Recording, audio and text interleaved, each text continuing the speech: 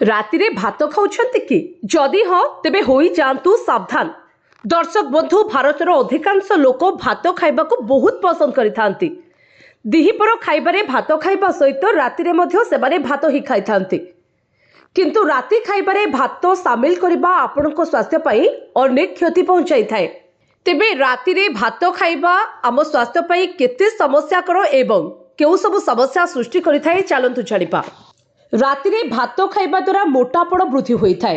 रातिरे भात खाइबा द्वारा मधुमेह समस्या मध्य सृष्टि होइथाए। रातिरे भात खाइबा द्वारा रक्तरे शर्करार मात्रा वृद्धि पाइथाए। तेणु मधुमेह रोगी रातिरे आदौ भात खाइबा उचित नुहे। सेबळे रातिरे भात खाइबा द्वारा निश्वास प्रश्वास जनित समस्या सृष्टि होई पारे। आ विशेष करी आज्मा रोगी को रातिरे भात खाइबाकू बारण करा जायछि। काहेकि ना भातरे कार्बोहाइड्रेट अधिक थाए, जहा द्वारा शरीर रे फैट जमा होइथाए।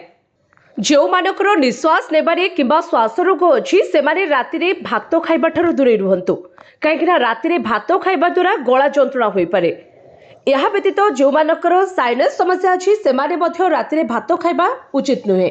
भात हजम हेबाको अधिक समय लागि थाए। काहेकि ना रातिरे भात खाइबा द्वारा पेट सहित जड़ित अनेक समस्या जेमिति कि कोष्ठकाठिन्य एसिडिटी समस्या होई पारे। जो मानको आंठुगंठी जनित समस्या रहिछि सेमाने रातिरे भात खाइबा उचित नुहे, नचेत जंत्रणा अधिक होई थाए। तेणु रातिरे भात खाइबा ठारू दूरे रुहंतु। दिने अधे खाइले चली जिवो, किंतु प्रत्येक दिन केबे मध्य रातिरे भात खाइबा अभ्यास करंतु नाही।